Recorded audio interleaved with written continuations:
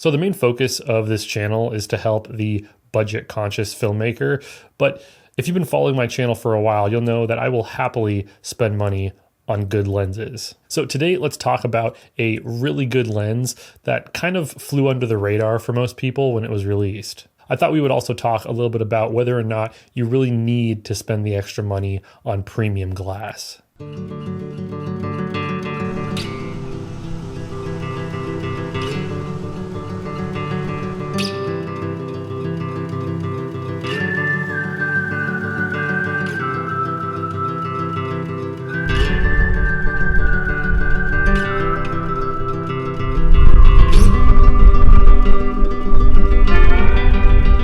So this is the Panasonic Leica Summilux 25mm f1.4 Mark II.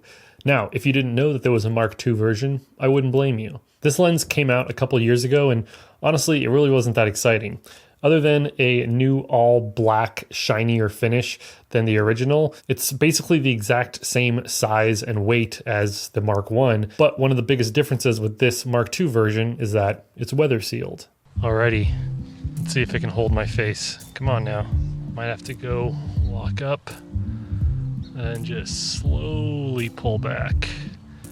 Okay, so one thing that this 25mm f1.4 is good at is getting really good compression and background separation, especially f1.4. Whoa, the sun's getting really hot. Yeah, I have it on continuous autofocus face tracking to see if it can keep up with my face. I know that the Mark I version of this lens was really bad when it came to continuous autofocus. I mean, Panasonic cameras in general are bad, but I'm always just curious to see if they've made any improvements and if the contrast detection autofocus can work in a pinch. Now, I've owned the original version of this 25mm f1.4 and I absolutely loved it, but I let it go about a year ago in favor of the 25mm f2.0 from Miike. So the long story short of this lens is that you probably don't need it. So why did I go for the 1.4 version instead of sticking with the much cheaper 25mm f1.7? Well, to be honest, the main reason was that extra little bit of light that you can get in with this 25mm Leica,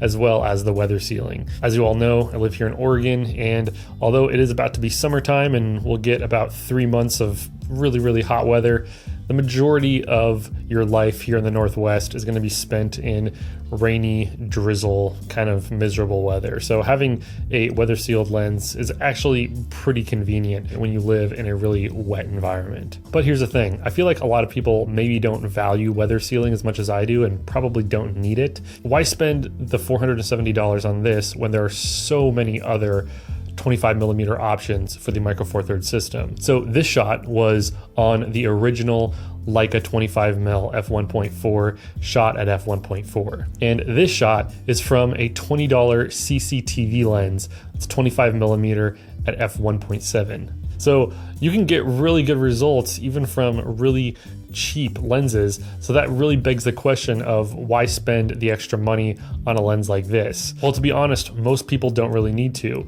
But when you do spend the extra money on premium glass like this, you are going to get your colors rendered a lot better.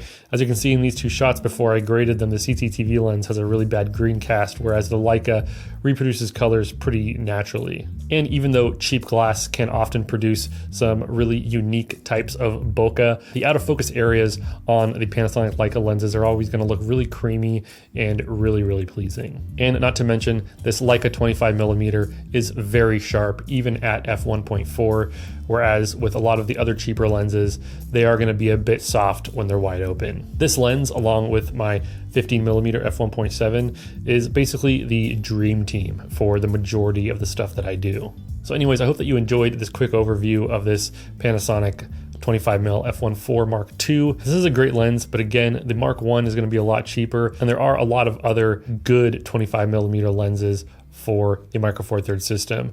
This lens is basically for the people who still want or need autofocus for their work and really need weather sealing with some really sharp images, even wide open. Anyways, I'm going to leave a link to this lens in the description below, as long as links to some other 25mm lenses that I would recommend. Thank you so much for watching. If you enjoyed this video, it'd be really cool if you hit the like button. And if you enjoy my content, it'd be really awesome if you subscribe. If you'd like to see more of my videos, you can click on either side of my face. Thank you so much for stopping by, and I'll catch you all next time. Later.